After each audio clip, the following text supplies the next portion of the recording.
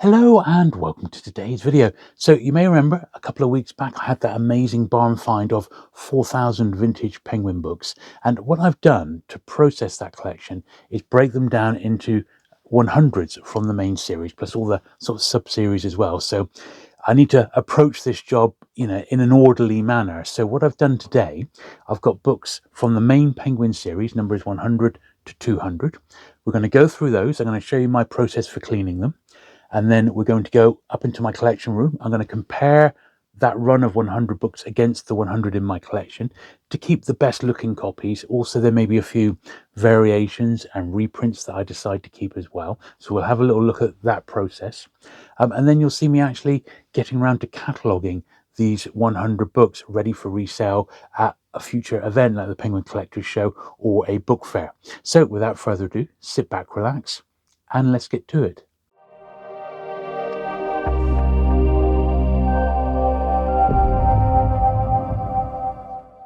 So here we are in the studio, and this was the books 100 to 200. So they are already numerically ordered, but they're completely uncleaned. So what I'm going to do, I'm going to empty this comic box here and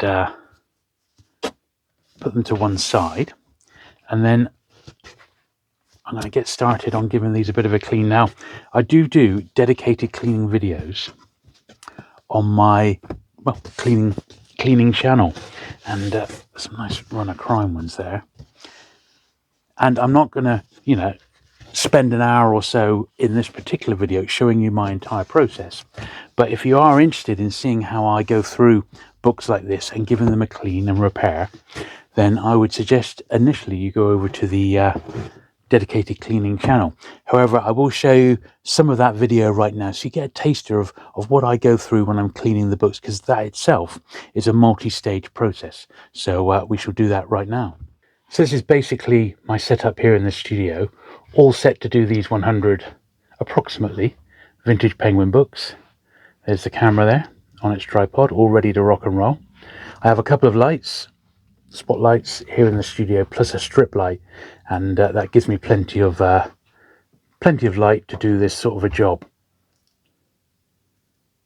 Right, without further ado, I'm going to get on and get these started, and I'll show you some highlights from this cleaning video right now. And here's a much better and brighter copy of it. It's in a dust wrapper for starters. So we'll take the dust wrapper out, and that's not too bad. And as is usual with these things, underneath it's kept the book absolutely beaming. Absolutely beaming. Look at that, that's a beauty, isn't it? A little page edge foxing. Got the Can You Write, so that obviously was issued with this one in the first print. And there we are, so that's really nice. So because I don't want to rub the dust wrapper, I'm going to brush the top of this one now. Because if I was to do this rub whilst the book was in its wrapper, possibly we'd damage the wrapper. And obviously we don't want to do that, but that just gets the edges nice and clean. One last flick through and we're looking good. So I'm going to pop this one back in its dust wrapper. I'm going to keep it to one side because it's not going to need brushing with the other ones, because we've just done it, of course. But at the end I shall put them back into numerical order, ready for when I take these up to my own personal collection, and we do a bit of comparing, which I'm really looking forward to. But then later on in the same box, as I was unpacking it, I found another one in a dust wrapper, and I was like, wow, how beautiful is this? So we'll take the dust wrapper off because I'm sure mine has not got one. Now the dust wrapper is not mint, but for me, because it's a book that I really like, that's going to look very, very nice on my shelf. And look at the book underneath. Just look at that. That is, well, quite literally outstanding, isn't it? I don't think it's ever been read. It's an absolute, total and utter beauty. What a beauty. I love it. So we'll give it the brush on the top there, because as I said, we don't want to be doing that whilst it's in its dust wrapper. And we'll slide this one back on. But that is gorgeous, and I'm certain that my own copy is nowhere near as nice as that.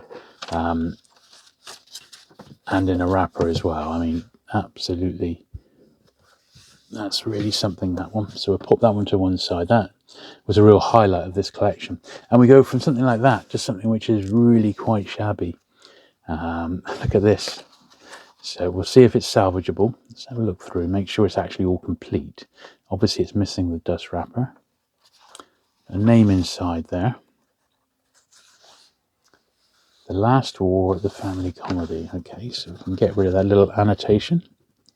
That is nothing to do with this book.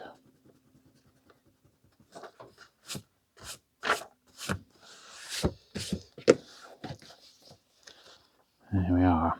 It's quite far. I mean, it's a really cheap title, but it is worth saving. So I'd like to re-glue that. So I'll just put my brush in there to get any spine debris out, like so.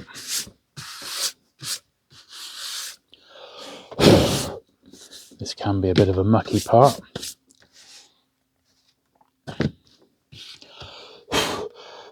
There we are.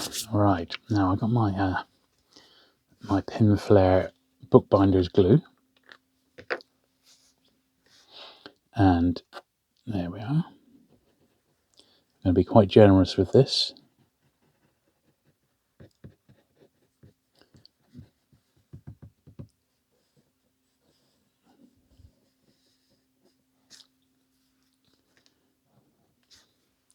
Let's see how we get on then. So let's fold it up. Keep it nice and straight. Now, this particular glue, it dries very clear. It's called a Glue It Bookbinder's Glue. Pin Flare is the brand. I do link to it in my videos in the descriptions, and I do recommend it. So it's a glue that I've been using for over a year now, having tried many. Prior to that, I just used to use Pritt Stick, which is also very good in certain circumstances, and it's sort of versatile. But this one is really good, and if you go over the sort of edges or anything like that, it doesn't really matter because you can rub it. It just goes completely clear. Now I see someone's put a circle around the penguin here, so that's not very nice of them, is it? So this one very much was quite a borderline sort of a title, whether to keep it or not. But it's so early for starters, and although it's not a rare crime one or something like that, I'm sure someone will want it as long as it's priced right. So something like that in that sort of condition, I'm probably only going to put about £2.50, £2.50 on it, and it'll be a filler for somebody until a nicer one comes along. Just spotted as I was popping that back in a little bit of the spine going away there down the bottom. So let's just squidge that in there whilst the iron is hot.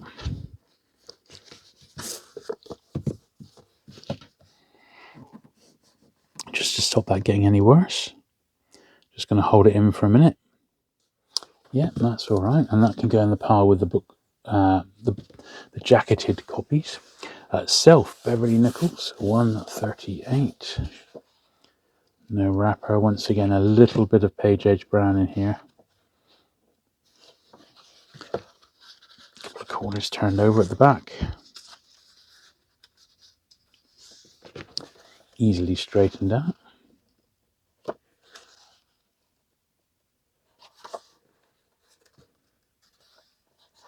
Yeah, I mean, a little bit grubby, but generally okay. I think he's going to be all right once it's had a good brush. The land that God gave Cain. So with that one, we shall have to wait and see, won't we? All right, another travel one. Once again, I don't remember if I've got this in wrapper or not. Number 148. I should, I suppose, start... Oh, let's go a little... I should start doing that now, is making a note of which of these early books I've got in wrappers, because that's sort of the next step, is to move up to getting them all in wrappers that were issued in wrappers. Let's just double check I wasn't imagining. Yeah, published in Penguin Books. So this is an early... Look at that. An early gift token bookmark, and that's one I haven't got before. That's really nice. I love old bookmarks, and that's a really nice one. So that's going to go in my separate bookmark collection. It's what they call an insertion. When you find something that's been put into a book, like a bookmark, a photograph, and a love letter. I've had pressed flowers used as bookmarks. The most common thing is bus tickets or railway tickets, tram tickets, all sorts. But you do get bookmarks now and again. I think the best thing I ever found was a love letter from somebody. That was pretty poignant. There we are. Slip in. Yeah, there we are. It's a little bit faded, the wrapper, but it is a wrapper after all. So I'm about halfway through the process now, and I've got a pile here of books which need, they've been cleaned, but they've not got a dust wrapper on, so they just need a really good brush. A small pile of books which are in dust wrappers, and they have all been cleaned as well as I can. And then we've got the rest here to be done. And my tools of the trade is a little shoe brush there, a Pentel short soft rubber. I've got my pin flare glue, bookbinder's glue, and sometimes it's handy to have just a little screwdriver around just to ply open little bits and pieces. But yeah, so that's where we're at now. So I'm halfway through my dedicated cleaning video, and yeah, it's all going really well.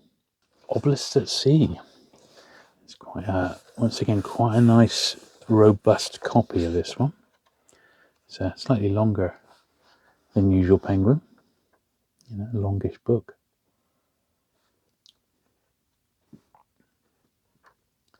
It's got a little 60p in the front there.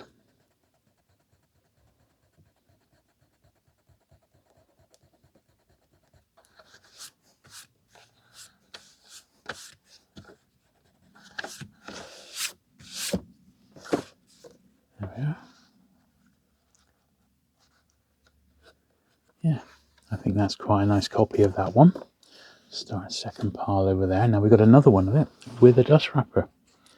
And the dust wrapper looks a little bit the worse for wear. Yeah, it's not all there.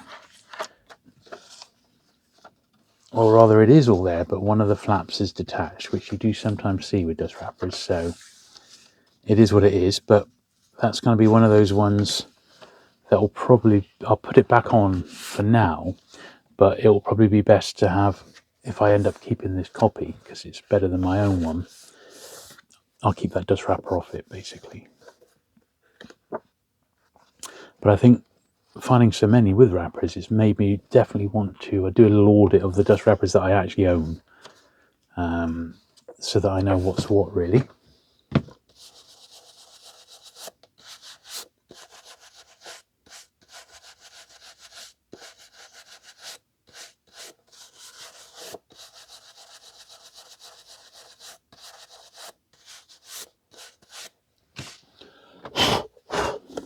Yeah, it's really nice.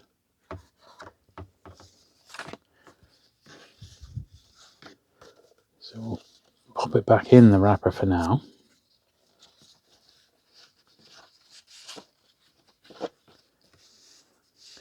Just to keep it all together.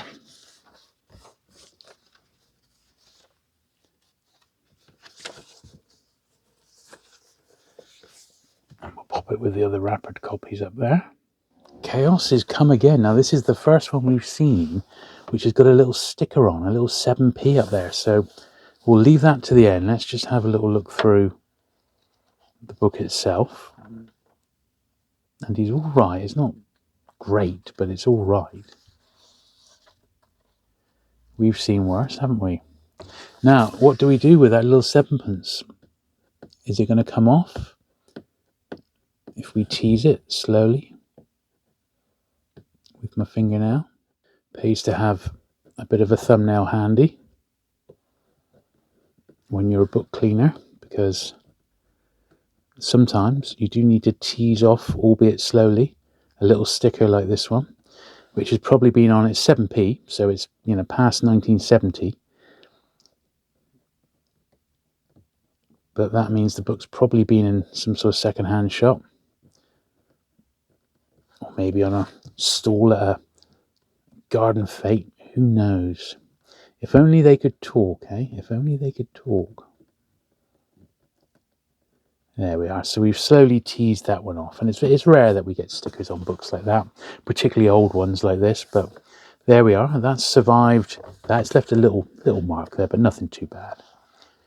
And apart from that, well, it just needs a bit of a brush. There's not a lot else we can do with this one, but here's what it is. It's, you know, it's going to be okay for somebody.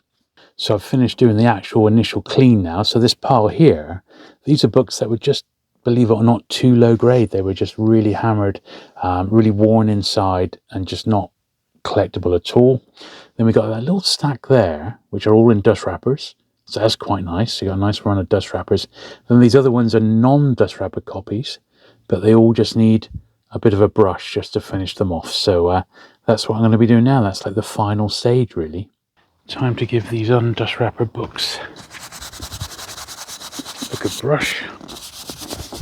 But we're doing it outside where it's nice and fresh and the dust doesn't get into my lungs.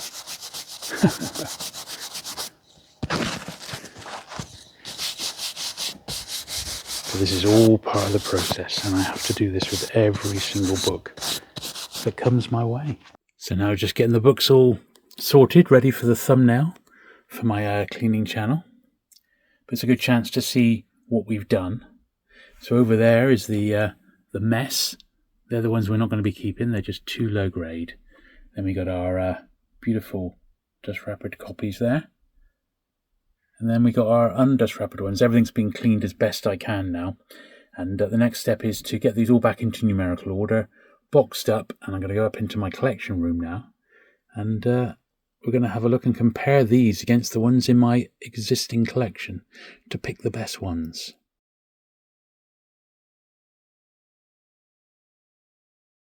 Okay, so let's give this a go. So basically, the first book we got is number 101. Now this was my existing copy. This is the first print.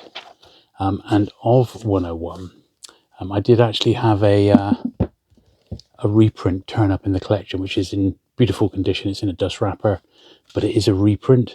But even so, I've decided to keep that one. So sometimes, particularly if it's crime and they're in nice, beautiful condition like that one, I am going to keep those particular books in my collection. Now, here's the rest of them. This is my consecutive run. So I'm hoping that within here, I'm going to find plenty of upgrades. So there's 102.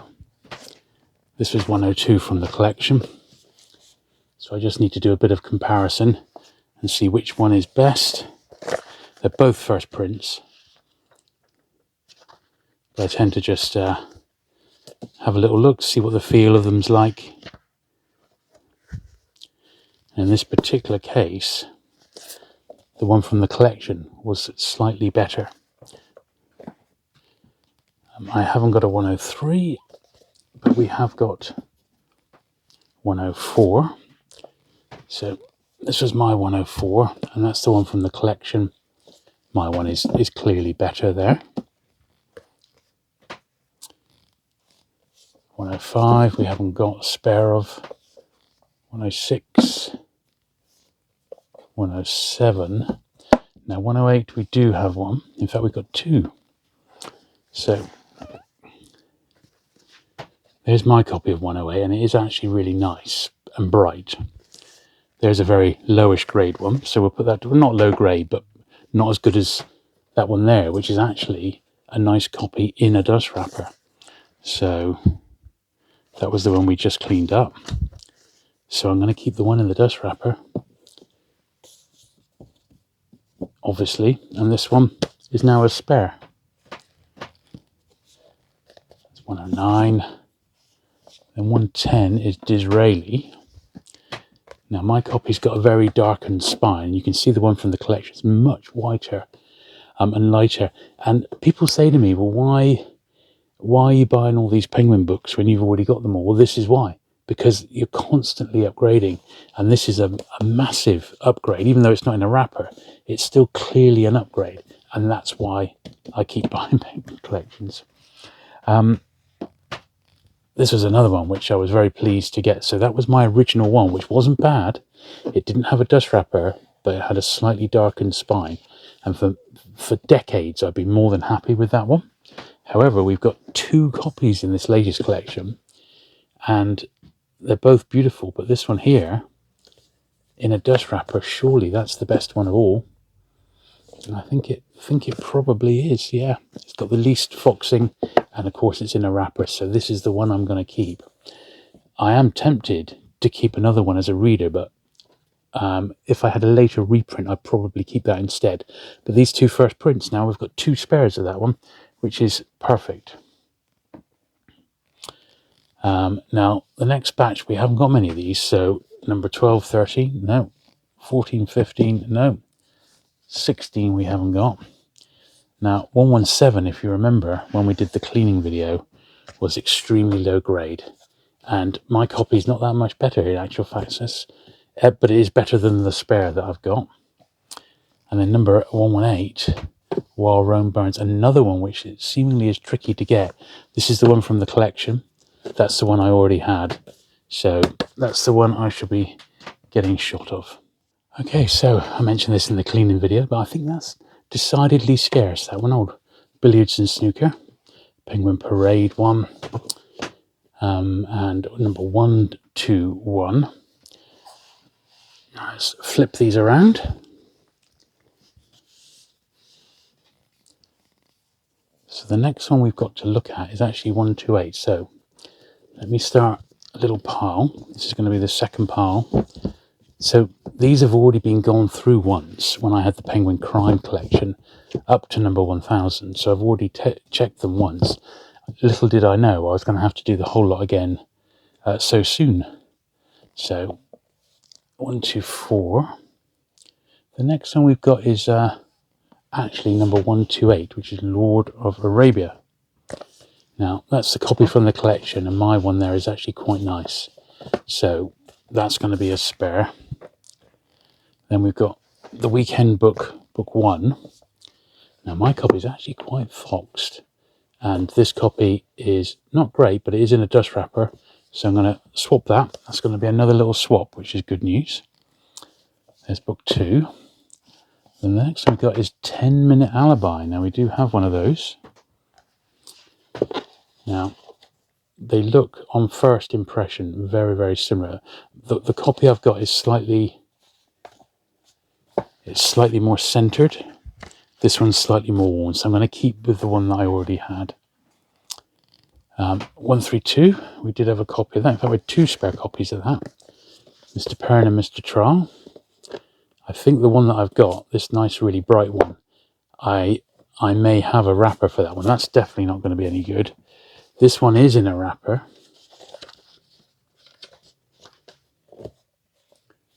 And I suspect the wrapper from this one, which I know is correct, is going to look a little bit better around this one. So I'm just going to swap the wrapper. I'm just going to pinch the wrapper basically and put it around my existing book, which I don't like to do really because it's sort of cheating in a funny sort of a way. But that makes my one look much better. You can see it's not such a smooth fit because of the way it's not the original book.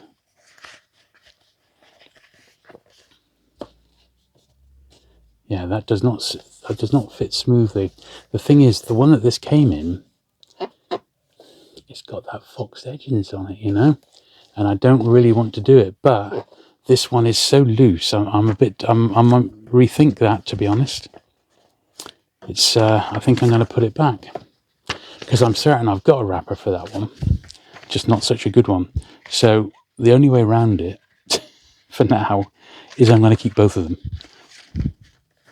It's not an expensive book, but I'm just going to keep the both. That way it solves the problem, doesn't it? Right, next one we've got to compare is this one, 135, 7 Red Sundays. We've actually got 2 copies of this. This unwrappered one is clearly not in the picture, so we'll get rid of that. Now this one here, the one from the collection, is actually quite nice. It's got some page edge foxing and stuff. And then this one here, my existing one, is actually quite a bit cleaner. The wrapper is not quite as good. That's the only thing about it. I'm going to keep with my original one. There's not a lot in it, to be honest, and I don't want to play around with it too much. So the next one I've got is 138, which is Self. Now, the copy I've got already is, I suspect, yeah, it's just cleaner than the one that's in the collection, so that's the one we'll keep. Okay, so 139 is The Flying Dutchman. Now, I do have a copy of that from the collection, and my one there it's lovely, but it's got a faded spine, and this one here is in a wrapper, and is all right, to be honest. So that's the one I'm going to keep. I'm going to keep the wrappered one. Then my copy of 140, not great. It's on my wants list, and I still haven't been able to find a better one. And there's 141. So let's just slide these back into the rack in here. And when you think about it, I actually have to do this 30 times, 100 at a time, to do the entire main series Penguin. Anyway, that's them looking good up to that point. So that's number 141. 142 I've not got a spare of. 143 is Fonta Mara. Now, that copy that I already had was a better example.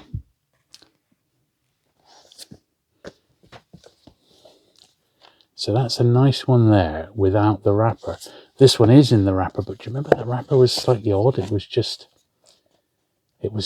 didn't seem to fit properly.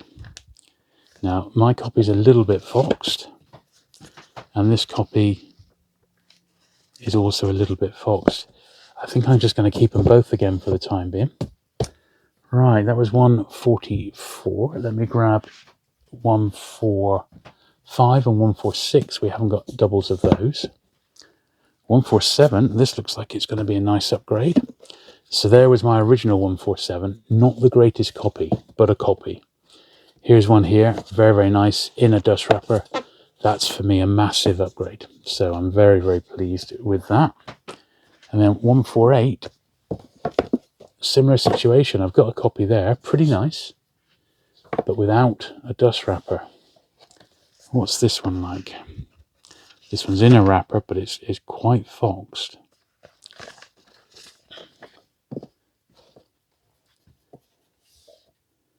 Interesting how they've both got slight, look at that. They've both got slight mottling down the spines. Look at that. But basically, which one warrants the wrapper?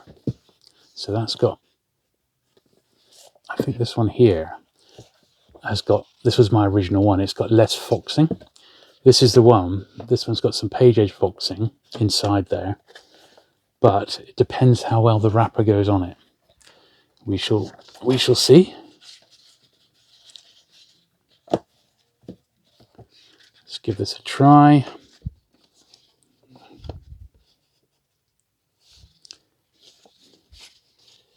It's playing a little bit hard to get here.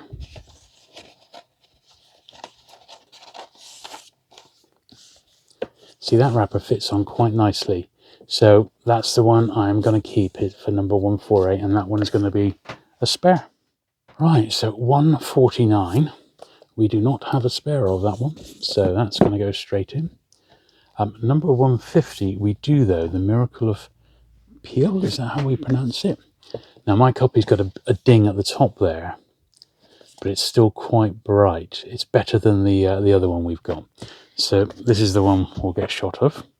Now 151 is one of my favourites. It's The Invisible Man, and I have 3 copies of it already. I've got a first and 2 reprints. This is the first, and we do have another copy of the first here. Now that's my original one. I think my original one, this is the reprint, not the reprint, this is the one in the collection. This is the lower grade one. But there is also a reprint here, which I fished. So this is a reprinted copy. I wanted to see if it was one I needed or not, because I collect the reprints on this particular one. So this is the second impression from 1939. So that's the first. What's this one? That's the second, and that's the third. Brilliant. And this is the many. This is a wartime one. That's the 7th. So I've now got 4 different editions of The Invisible Man. One of my favourites. I do absolutely love that one.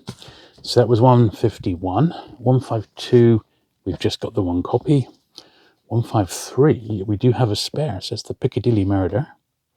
Now I've got quite a nice copy already in my collection in a dust wrapper, and that doesn't look too bad to me.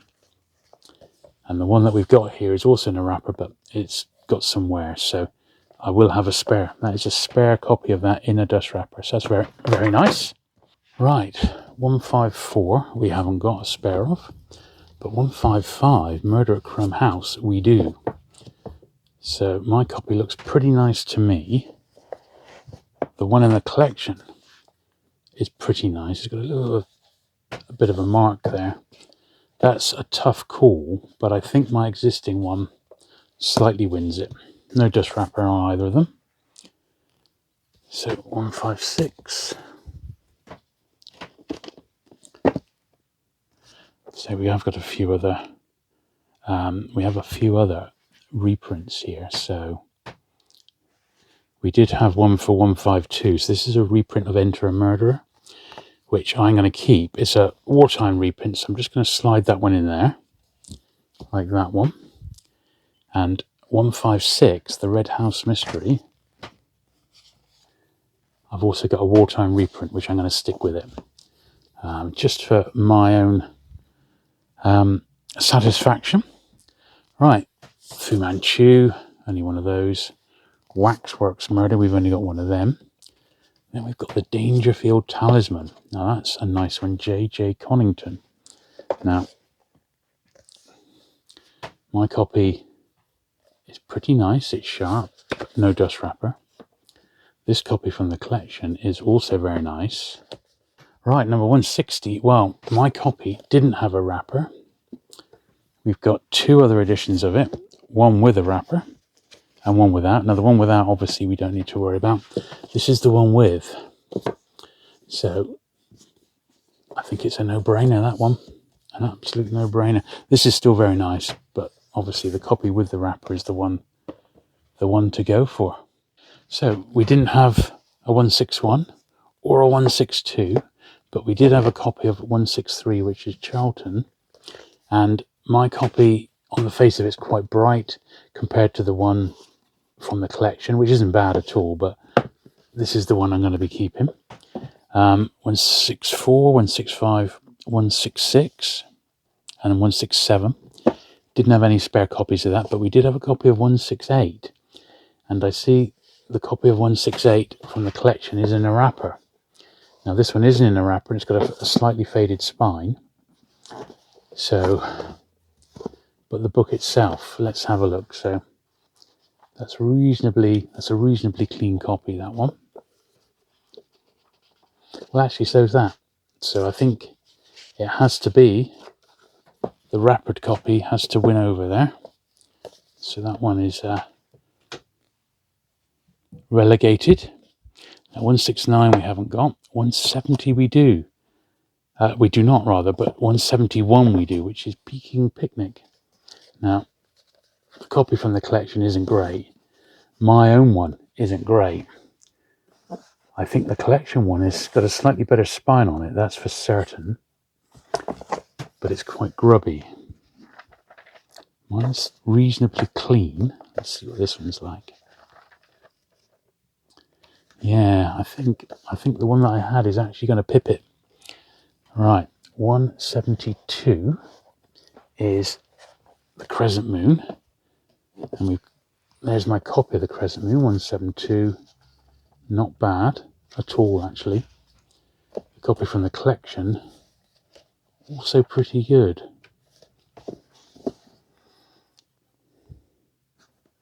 My one has got a tiny bit at the bottom of the spine missing. So even though it's slightly darker, I'm going to go for that one instead. Right, 173, Ethan Frome. Now this copy here is not in a dust wrapper. This copy here is, and underneath it's quite bright. So I've got to go for the dust wrappered one over that one. Now this next one I was hoping for a better copy, because mine, as you can see, is a bit ropey. The copy from the collection is not great either. They're both, that's my one there. The collection copy is actually more robust, but both got faded spines, but it's a bit cleaner. This is an upgrade to the one that I already own, so that's pretty good. A shame it's not in a wrapper, but that's how it goes. So 175, 176, 177. Right, ragged banners. So that's my existing one, and that's the one from the collection. So my existing one's got some damage at the top there. Let's have a look at this. So it's a bit foxed. I mean, neither of them are very good. This one's got that damage to the top of the spine, but it is a lot cleaner. It's difficult. Shelf-wise, that one, although it's got other defects, it hasn't got a re-glued spine like that, which isn't particularly nice, so my old one's going to go. Now, 178, we do also have an extra copy of. Chaos has come again. Now, my copy there, you can see it's quite worn down the spine. This is the one from the new collection. That's the one we had the 7-piece sticker on.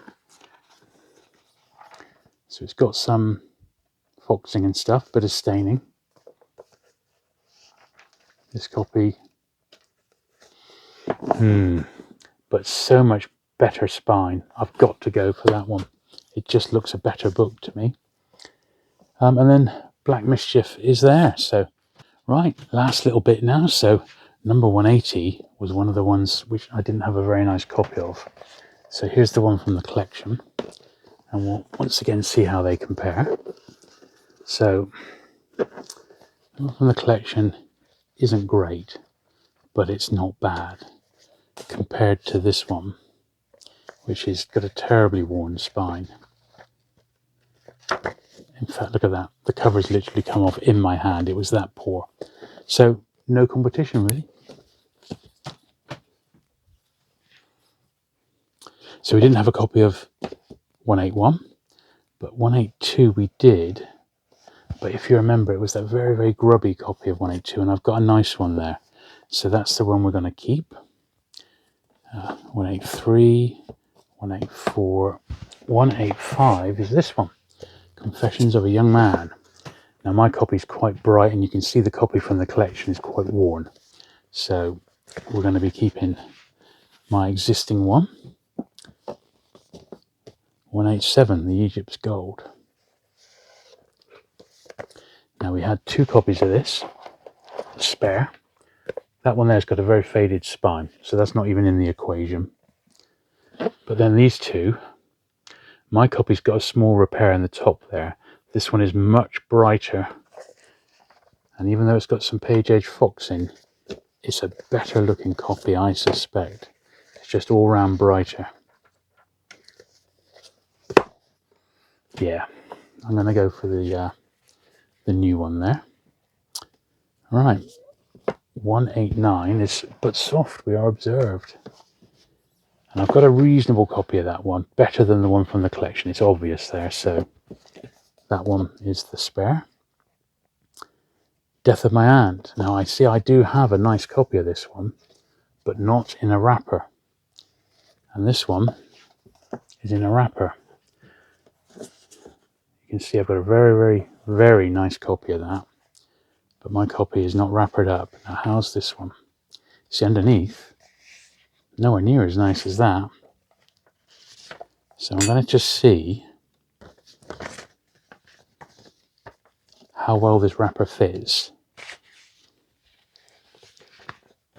and then we'll yeah, that fits quite nicely. That's it, we're upgraded. Huh. Right, 191. Ordinary Families, very, very foxed compared to my existing copy, which is beautiful. So that's the one being discarded. Barnum Rectory, not a great copy. My copy's not brilliant. It's got faded spine still, but it's better than that. So there we are. Now we've got 2 copies of Sledge. My copy is very, very nice in a dust wrapper. Those can be moved on. Haven't got duplicates of these. My copy of 4 Plays isn't in a wrapper, but it's a very nice bright one. And if you remember, we had 2 reasonable ones, so they are the spares. Then we got African Farm. Now my copy, once again, is a really nice one in a dust wrapper. We had 2 copies of it, but both a bit worn, so they can be spare. Then 199 was on its own. 199, that was 198. 199 is that one. And all I had to go with it was this really unusual wartime reprint. Look at it. So that's the first print. This is one of those really odd wartime reprints.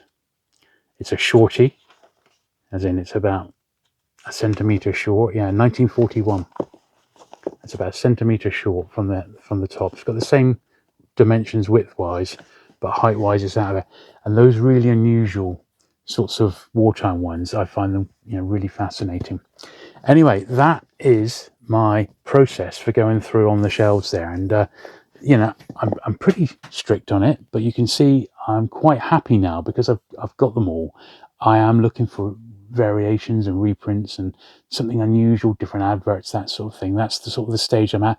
Plus also, of course, getting them all in nice dust wrappers, which is going to take, well, maybe I'll never finish that particular task. But anyway, there we are. So that is 100 in a bag. Now, what I can do with the rest of it, and this is going to be the final part of this video, is you're going to see me going through, and I'm actually going to sort of assess these books now, add them to my master spreadsheet, which I can send out to people and say, look, these are my doubles and this is how much I want for them. So we'll do that next. So the last step of the process is to go through all the books, literally one by one, have an assessment here at my computer, and double check all the little details, if there's any marks, anything like that, what condition the spine's in, and then get that added to my master checklist. So I'm working on this at the moment. So this is all the books that I've got in stock up to 100, and I'm going past that now. Obviously the crime's all listed, but I've now got number 102, so I'm ready to add this one in. So I shall just do that. So it's Youth Rides Out. I don't bother putting the author's name, so it's got no dust wrapper.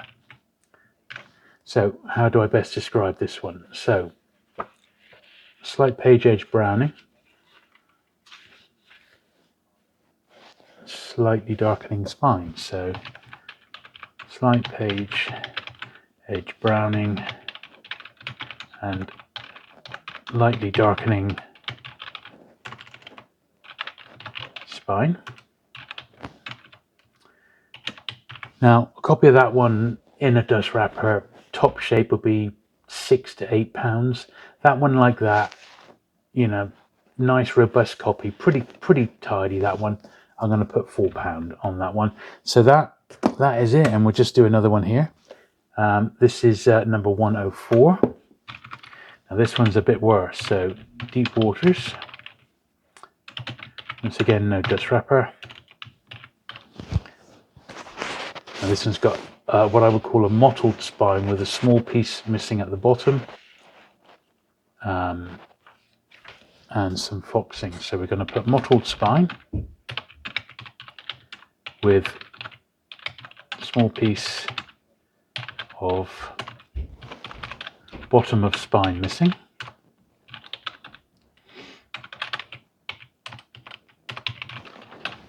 And then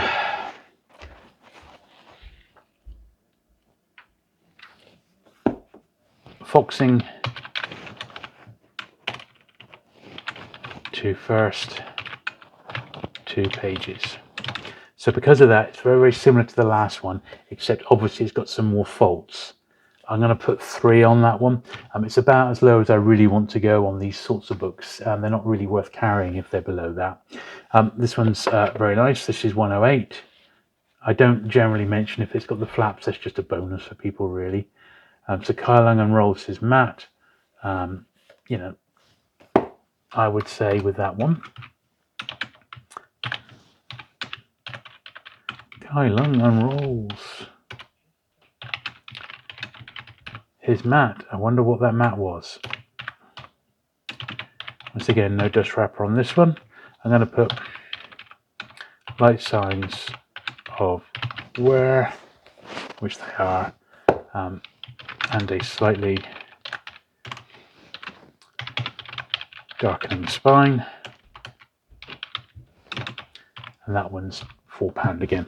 So you get the idea. And I've got to do that for all the books down to number 500. And then from 500 to 1,000, I just price those individually. So there we go, guys. I hope you've enjoyed that little look at the process from barn find to being cleaned, filmed for my other channel. So I've got a record of the cleaning process, upstairs into the collection, comparing all the books book by book, and then finally adding them to my well, in effect, my online catalogue. So if you're obviously interested in any of these, do please drop me an email and I'll be able to send you the latest version of this so you can see what's what. I try and keep it as up to date as I possibly can, and at the moment it is bang up to date. In fact, all I'm doing is adding to it on a daily basis. Anyway, thank you very much for watching today. I do hope you found that interesting. It's been an interesting one for me to actually make and record the process. So I've enjoyed it hopefully as much as you have as well. If you have enjoyed today's video, do please give it a thumbs up. Do please hit the subscribe button if you've not already for regular vintage penguin content. And I look forward to seeing you again very soon. Bye.